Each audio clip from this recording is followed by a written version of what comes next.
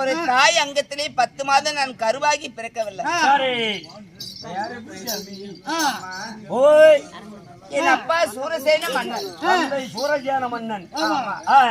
அவர் செய்யக்கூடிய புத்திரகாமேஷ்டி ஏகத்திலே பெண்ணா ஜனனமானவள். பிறந்து எங்கள் அண்ணன் வசுதேவர். இந்த குந்தி தேவி அம்மா நான் ஏகத்திலே பிறந்தது மட்டும்தான் ஏகத்துல. இந்த குந்தமாதேவிங்கிற பெயர் எப்படி வந்தது? என் அப்பாவுக்கு நண்பர் குந்திபோத்திர மகாராஜர். அவருக்கு நீண்ட நாட்களா புத்திர சந்தானம் இல்ல. அப்படின்னா குழந்தை பாக்கி இல்ல. அப்போ அவர் யாசகமா கேட்டார், நீ நான் நண்பர், உனக்கு பெண் குழந்தை பிறந்திருக்கு ஏகத்துல, அந்த குழந்தை கொடு, என் பிள்ளை போல பாவித்து வளர்த்துறேன்னு அவருடைய யாசகம் கேட்கிற மாதிரி கேட்டார். யாரு? குந்தி போஜகன். ஆமா.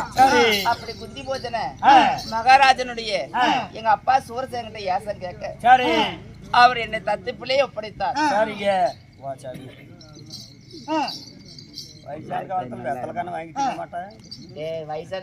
பெரிய மனுஷன் பெரிய மனுஷன் தாண்டா குத்துவாங்க ஆளுக்காரப்பைய.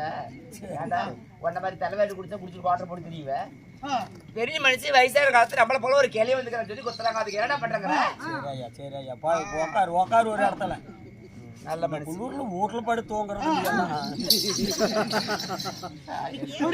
சரி, அருமை தாய் கொடுக்க நீண்ட ஆயுளோட இனிமேல் வாழ்ற வாழ்க்கை தான் சிறப்பு. நல்ல நோயில்லாத நல்லா இருக்கு. அப்போ என்ன வளர்ப்பு மகளா ஒப்படைத்தார்.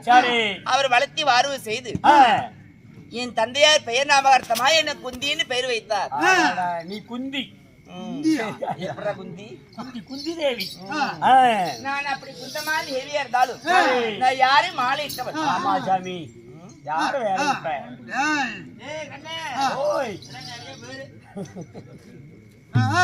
எத்தனை எதிர்க்கிறாங்க பாத்தியா? என்ன தப்பா பேசுறியா? யார வேற நான் கேக்குறேன். ஐயோ ஐயோ ஐயோ ஊமையா போட என்ன விட்டுரு சாமி. ஒழுக்கமா இருந்துக்க. நாங்கள் மாலையிட்ட மன்னவன்.